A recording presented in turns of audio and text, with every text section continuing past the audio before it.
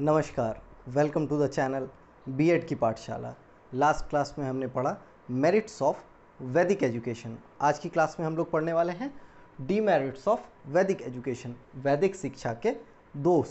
Start करने से पहले मैं एक रिक्वेस्ट कर दूं, अगर वीडियो आपको हेल्पफुल लगे तो वीडियो को लाइक करें, शेयर करें, चैनल को सब्सक्राइब करें और अगर आपको कोई क्वेश्चन अराइज होता है तो आप वीडियो के कमेंट सेक्शन में पूछ सकते हैं, आपको रिप्लाई किया जाएगा। तो चलिए शुरू करते हैं। डीमेरिट्स ऑफ वैदिक एजुकेशन, वैदिक शिक्षा के दोष। आज हम लोग पढ़ने वाले हैं कि वैदिक एजुकेशन में, वैदिक शिक्षा को प्राप्त करने के दौरान या प्राप्त करने के बाद क्या क्या दोष उत्पन्न हुए, क्या क्या डीमेरिट्स उत्पन्न हुए विद्यार्थियों में। According to doctor F.E. Keyi, the Brahmanic educational system became stereotyped and formal. F.E. Keyi ने बोला है कि जो ब्राह्मणिक एजुकेशनल सिस्टम है, जिसे वैदिक एजुकेशन भी कहा जाता है, वह स्टीरियोटाइप्ड हो गया, मतलब रूढ़िबद्ध हो गया। मतलब रूढ़िबद्ध, जैसे रूढ़िबद्ध धारणाएं होती है कि मान लिया जाए, जैसे वैदिक एजुकेशन की ही अगर हम लोग बात करें, उसका ही एग्जाम्पल हम लोग लें कि वैदिक एजुकेशन में ब्राह्मणों का आधिपत्य था। वही बात हो गई कि ब्राह्मणों का आधिपत्य या रूढ़िबद्ध धारणा हो गई कि सिर्फ ब्राह्मण ही वहाँ पर शिक्षा ग्रहण कर सकते हैं।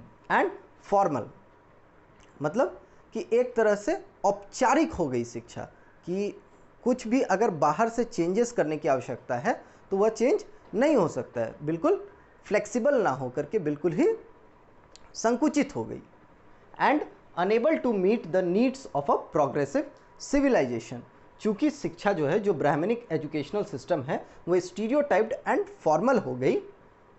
वह जो नीड्स थे प्रोग्रेसिव सिविलाइजेशन के, जैसे अभी के बदलते समय में आवश्यकता क्या है कि सभी जात पात के लोग एक साथ मिल करके शिक्षा ग्रहण करें। अगर हम लोग एजुकेशन के रिस्पेक्ट में बात करते हैं तो सभी लोग एक साथ मिलजुल करके शिक्षा ग्रहण करें, ताकि उससे देश की तरक्की में वह अपना योगदान दे सकें।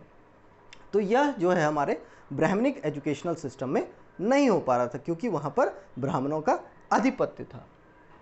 ब्राह्मणीय शिक्षा प्रणाली रूढ़िबद्ध एवं औपचारिक हो गई। वही औपचारिक हो गई, अनौपचारिक नहीं रही कि उसमें अगर कुछ चेंजेस करने की आवश्यकता हो तो वह संभव हो, वहाँ पर चेंजेस संभव नहीं थे।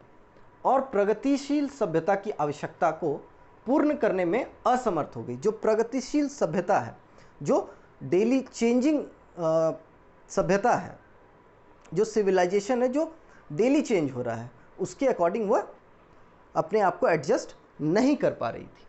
तो यह एक हमारा डिमेरिट हो गया वैदिक एजुकेशन का।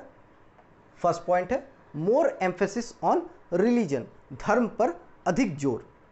हम लोगों ने पढ़ा है कि वैदिक एजुकेशन में धर्म पर बहुत अधिक जोर दिया गया था, मतलब धर्म की शिक्षा वहाँ पर प्रमुख थी। तो यह कुछ कारणों से इसे डिमेरिट माना गया है वैदिक एजुकेशन का। नेक्स्ट है नेग्लेक्ट ऑफ हैंडीक्राफ्ट, हस्तकला की उपेक्षा। जो हस्तकला से कुछ बनाया जा सकता है, कि अगर कुछ कारीगरी करने का विद्यार्थियों को अवसर मिले तो वह वोकेशनल लर्निंग भी उनके लिए होगी, जो उन्हें लाइवलीहुड अर्न करने में भी हेल्प करे। तो उन चीज़ों की उपेक्षा की गई, उन चीज़ों को नेग्लेक्ट किया गया वैदिक एजुकेशन में। लैक ऑफ कोऑर्डिनेशन, समन्वय का अभाव। अभी के रिस्पेक्ट में अगर हम लोग मान करके चलें, जैसे अभी कोऑर्डिनेशन होता है between teachers and parents, between parents and children, but वैदिक एजुकेशन में चूँकि छात्र गुरुकुल में रह करके विद्या अध्ययन करते थे, तो उनका अपने माता पिता से कोऑर्डिनेशन मतलब समन्वय नहीं बन पाता था, समन्वय का अभाव रहता था। नेक्स्ट है सप्रेशन ऑफ नेचुरल डिज़ायर्स, स्वाभाविक इच्छाओं का दमन। हो सकता है किसी विद्यार्थी को कुछ ऐसी इच्छा हो कि मुझे खेल में, मुझे क्रीड़ा में कुछ इंटरेस्ट है, कुछ रुचि है, तो हो सकता है कि उस वक्त, या जो वैदिक एजुकेशन में होता था, कि उस वक्त उसे सिर्फ और सिर्फ विद्या अध्ययन करने में लगाया जाता था, उसे सिर्फ विद्या अध्ययन करने का ही मौका दिया जाता था। नेक्स्ट है नैरो माइंडेड, संकीर्ण विचार।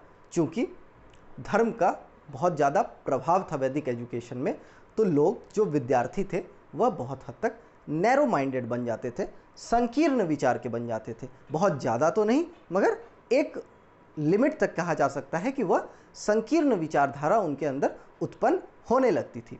तो आज हम लोगों ने पढ़ा डीमेरिट्स ऑफ वैदिक एजुकेशन। Thank you.